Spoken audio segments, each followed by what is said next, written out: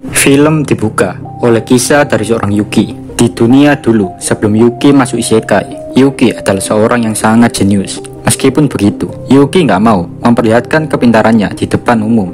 Karena menurutnya, hal itu akan membuat hidupnya nanti akan repot.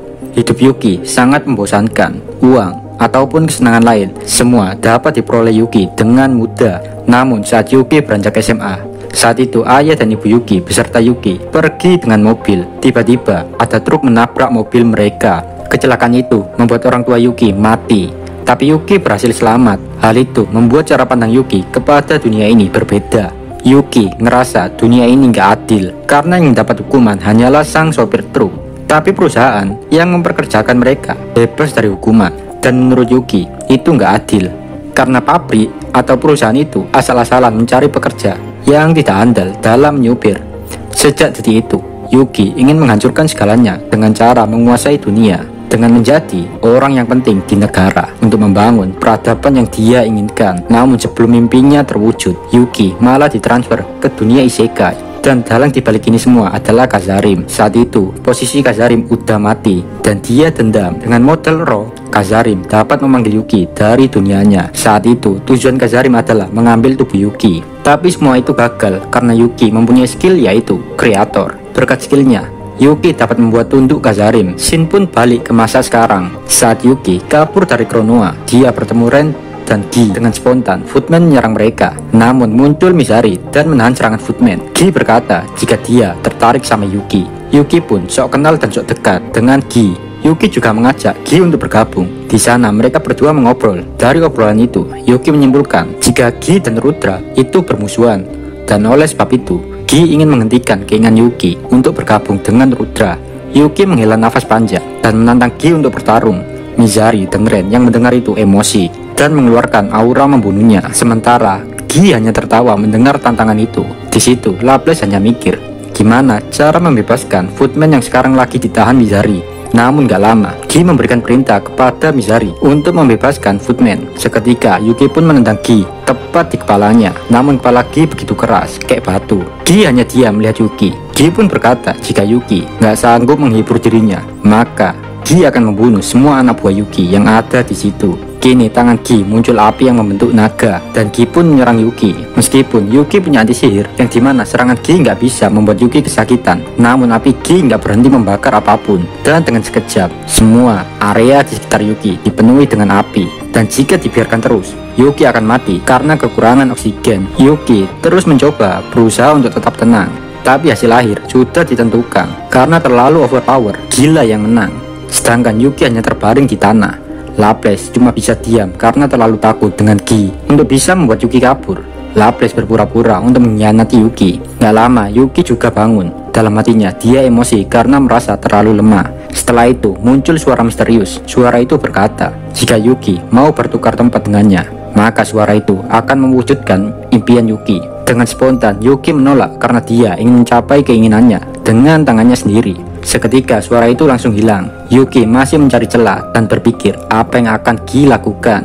Yuki pun menyimpulkan jika Gi nggak akan membunuhnya, karena jika emang itu niat Gi, maka sejak tadi Yuki sudah mati. Yuki pun berkata kepada Gi, meskipun dia bergabung dengan Kekaisaran Timur, bukan berarti Yuki hanya akan menjadi pengikut, tapi Yuki berencana akan menghancurkan Kekaisaran Timur dari dalam dan menguasai dunia, serta menjadikan Gi musuh terakhirnya nanti. Gi tiba-tiba tersenyum mendengar tekad dan keteguhan hati Yuki. Suara dalam hati Yuki berkata, maafkan gua teman-teman, karena telah melibatkan kalian semua dalam masalah ini. Gi berkata jika dia akan membiarkan Yuki dan kawan-kawannya bebas. Setelah itu Gi pergi. Sementara itu Yuki mengadakan rapat dengan para bawahannya. Di sana mereka berkata jika Gi sangat kuat, bahkan mereka seolah menjadi mainan buatnya. Kakali bersyukur jika semuanya selamat saat melawan Gi. Suara dalam hati Yuki berkata, suara misterius tadi siapa ya? Yuki pun memejamkan matanya dan mencoba berinteraksi dengan suara misterius itu. Singkat cerita, setelah interaksi dengan suara goib itu, skill Grade 1 milik Yuki berevolusi menjadi skill ultimate Grade King, Mammon. Di lain cerita, di Tempest, Leon, Ruminas, Rimuru, dan para bawahnya ngadain rapat. Di situ, Chloe ceritain tentang time travel antara Hinata dan dirinya. Sontak Veldora kaget mendengar cerita Chloe. Veldora nggak terima jika Hinata lah yang menyegel dirinya dengan menggunakan tubuh Chloe. Veldora dan Hinata pun ribut. Mereka juga membahas tentang orang misterius dari Kekaisaran Timur. Karena di masa depan yang lain, saat Rimuru dan Hinata mati, mereka berdua dibunuh oleh orang misterius dari Kekaisaran Timur. Dan saat Hinata mati, maka Chloe kembali ke masa lalu dan mengendalikan tubuh Chloe setelah itu adalah Chronoa. Kini, Chronoa menceritakan apa yang telah terjadi. Oh iya cuy, di video sebelumnya udah gua jelasin dimana jika Chloe dan Chronoa bisa bertukar tempat. Chronoa bercerita jika saat itu ada dua orang yang lepas kendali, yaitu Chronoa dan Veldora. Veldora tertawa dan berkata, orang baik sepertiku bisa ngamuk kayak orang kerasukan, bisa-bisa aja lu gerobak sayur, ucap Veldora. Intinya, perang dunia saat itu pecah parah, dan di situ Veldora dikalahkan oleh Kekaisaran Timur. Mungkin bisa dibilang jika perang ini terjadi karena kematian Rimuru. Di saat itu juga, Milim bertarung melawan Gi dalam peperangan. Ruminas melawan Drakrul, sementara Chronoa hanya membabi buta serangannya dan ingin membunuh semua orang yang kuat yang ada di medan pertempuran. Semua orang Tempest saat itu mati, namun tiba-tiba Rimuru yang mati bangkit kembali dan menghentikan Chronoa. Waktu itu, kekuatan Rimuru meningkat melebihi kekuatan Chronoa dan sudah menjadi Demon Lord. Suara dalam hati Rimuru menduga jika betapa agung saat itu telah berevolusi menjadi Raphael. Jadi geng, saat Rimuru mati, Raphael udah menyiapkan segala sesuatu untuk membangkitkan Rimuru lagi. Dan saat Rimuru bangkit, dunia sudah berubah. Di detik itu juga, hati Rimuru terasa remuk, retak, patah melihat semua babahnya mati. Dan singkat cerita, Rimuru jadi Demon Lord yang sangat overpower. Setelah Chronoa berjumpa dengan Rimuru, Chronoa malah menghampiri Gi, dan seketika Chronoa kalah dan gak jadi mati karena Rimuru datang menyelamatkannya. Dan saat Chronoa tersadar, dia udah jadi roh, dan di sana dia melihat upacara roh yang dilakukan Chloe kecil dengan Rimuru. Jadi dengan intinya, Chronoa balik ke masa lalu dikirim Rimuru, dan saat itu roh kekuatan Chronoa di masa depan bergabung dengan Chloe kecil di masa lalu. Sontak semua orang yang hadir was-was tentang perang di masa depan yang akan terjadi. Dari cerita itu, Ruminas sudah menduga jika di masa depan dia akan bertumbuh dengan Drakrul. Rimuru pun berkata, lah terus gimana bosku? Anak buah Drakrul masih ada yang berlatih sama Sion di Tempest. Ruminas berkata, ngani. Topik berganti dan kini mereka membahas Gi. Leon berkata jika saat itu Gi menjadi mediator, maksudnya tuh juru bicara dari naga bintang yaitu Veldanava. Gi menganggap jika Chronoa adalah ancaman bagi dunia saat itu. Rimuru di situ mengambil kesimpulan jika Gi akan selalu mengawasi siapapun yang memiliki potensi menghancurkan dunia. Perbincangan masih berlanjut. Rimuru meminta bantuan Leon untuk menceritakan semua yang telah terjadi kepada Gi. Leon berkata, oh ya jelas, bakal gua ceritain lah, karena ini kan menyangkut masa depanku dengan Chloe. Seketika Chloe berkata, lu ya jangan ngarep dah sama gua.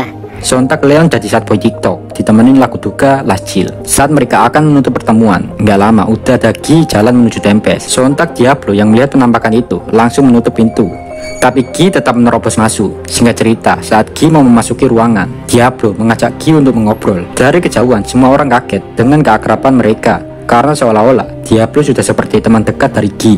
Nggak lama, Carrera dan Ultima datang. Ruminas dan Leon seketika kaget melihat kedatangan si ungu dan si kuning di Tempest. Rimuru pun berkata, apa sih si ungu si kuning? Gak paham gua ini bos. Di situ Rimuru langsung memperkenalkan jika mereka bernama Carrera dan Ultima. Sontak kali itu membuat Ruminas dan Leon kaget karena dengan mudahnya Rimuru memberikan nama iblis setingkat primordial. Perlu kita ketahui cuy, Rimuru tuh nggak ngerti apa itu iblis primordial. Yang dia tahu jika Diablo dan kawan-kawan adalah iblis terkuat. Raphael hanya terdiam karena Raphael mengira jika Rimuru udah mengerti tentang iblis primordial. Di situ Diablo bercerita jika dia sebenarnya masih terkoneksi dengan Shizu. Dan oleh sebab itu Diablo tahu Rimuru dan terus mengawasi perkembangan Rimuru. Saat Diablo udah tertarik dengan Rimuru dan berharap dipanggil Rimuru, Diablo iri dan kecewa karena bukan dia yang dipanggil, melainkan Beretta. Gi dengan nada keras berkata, berisik gak penting. Di situ juga Gi ingin Rimuru menghadirkan Dino supaya bisa memulai rapat para Demon Lord. Saat Dino datang, seketika Gi emosi dan memarahi Dino. Gi berkata, oi lu Dino, kenapa lu biarin Rimuru ngasih nama iblis primordial ha? Gi di situ juga bilang jika kedatangan Dino adalah perintah Gi untuk memata-matai Rimuru. Lantas di situ Veldora nyeletuk. Veldora berkata, slow aja lah, orang cuma nama aja dibikin ribet. Ruminas seketika emosi dan berkata kepada Veldora, berisik lu nakawibu. Sontak Veldora terdiam, sementara Dino menjawab pertanyaan Gi jika dia nggak minat jadi mata-mata. Dan yang masalah Rimuru ngasih nama iblis primordial itu Dino terlambat menyadarinya karena terlalu terkejut jika seorang Slam bisa membawa 3 iblis primordial sekaligus. Dengan polos, Rimuru berkata jika dia nggak ngerti apa-apa tentang iblis primordial. Rimuru hanya mengerti jika dia membutuhkan mereka hanya sebagai rekan kerja saja. Dan di situ, Rimuru pun menyuruh Diablo memimpin mereka karena Diablo yang mengajak mereka.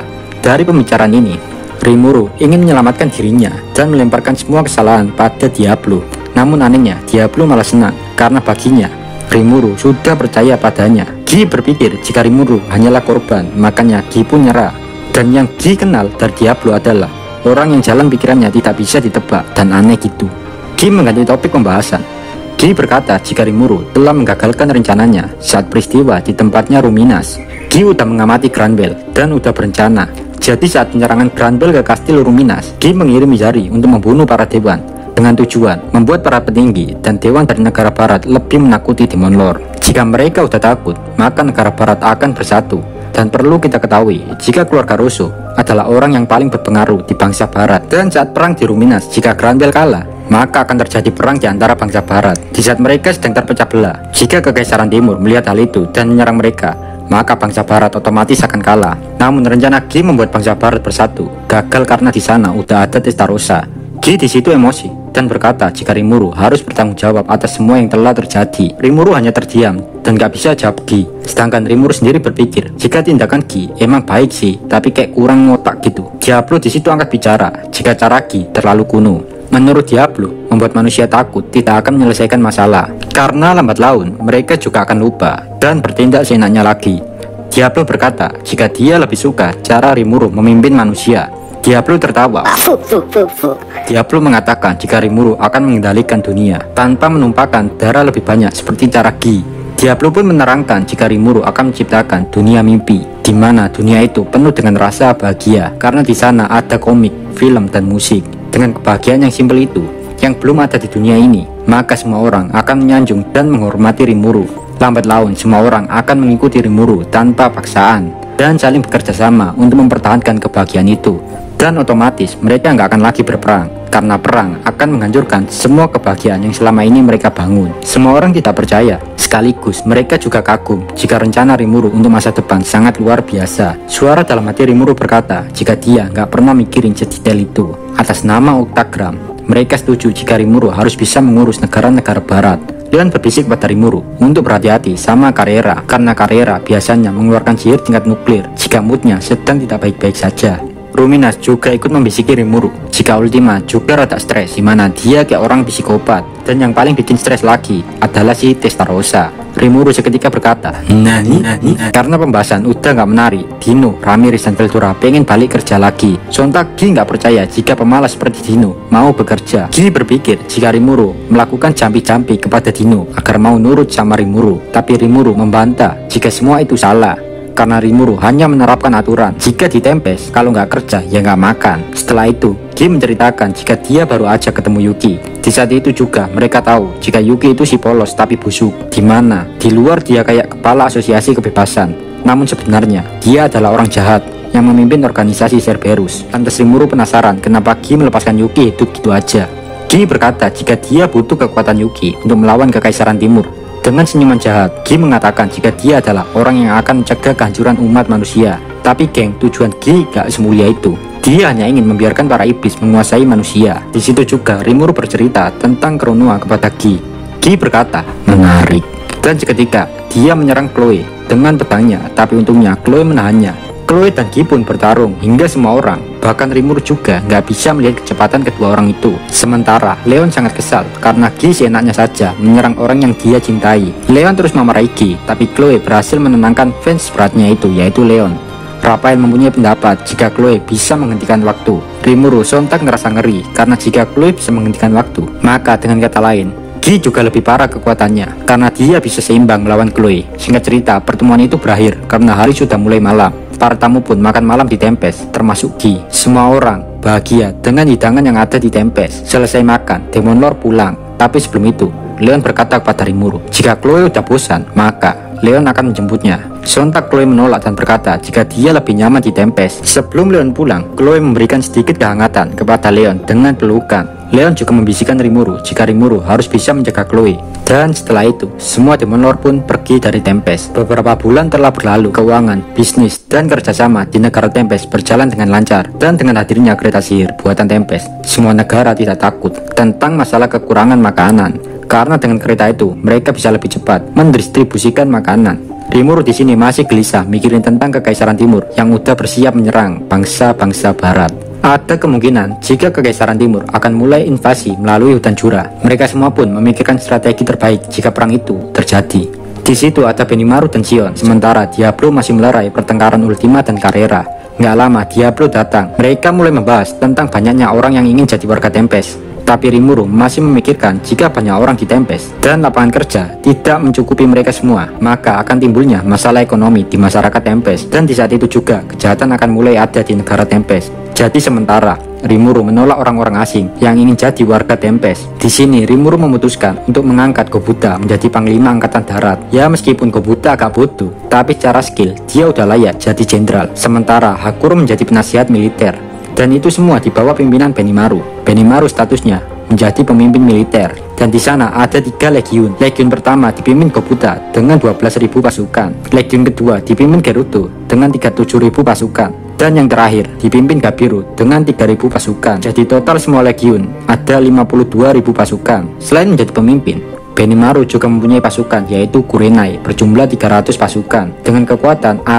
Ada juga pasukan Intel berjumlah 100 yang dipimpin Zoe. Sedangkan ada juga pasukan Yomi Gairi yang dipimpin Sion. Pasukan Sion mempunyai kekuatan hanya B+, tapi mereka punya immortal. Maksud gua, daya regenerasi mereka sangat deras, jadi bisa dibilang immortal lah. Dari semua secara keseluruhan, jumlah pasukan yang dimiliki bangsa Barat adalah 150 pasukan. Pasukan segitu banyaknya didapatkan karena Testarossa sudah menjadi orang penting dan berpengaruh di Dewan. Dan 150.000 pasukan itu akan dipimpin oleh Testarossa. Ada juga pasukan monster dengan jumlah 30.000 pasukan. Para monster itu adalah monster yang Rimuru dapatkan saat melawan Clayman. Para monster suka rela membantu Tempest karena Tempest juga memperlakukan mereka dengan sangat baik. Jadi mereka ingin balas jasa gitulah geng ceritanya. Serta ada juga geng 20.000 pasukan manusia. Mereka rela menjadi relawan dan ikut berperang. Dan Rimuru memaksa Masayuki memimpin mereka. Ya emang awalnya Masayuki menolak, tapi ya gimana, dipaksa Rimuru, jadi nggak bisa nolak. Di dalam kamar saat akan tidur, Rimuru masih terus berpikir berbagai cara untuk menghadapi perang yang akan datang. Geng, kalau videonya kurang lengkap atau kurang jelas atau pembahasannya kurang detail, kalian bisa baca sendiri di Light Novel volume 12. Oke, segitu aja dari gua. Arigatou minasan.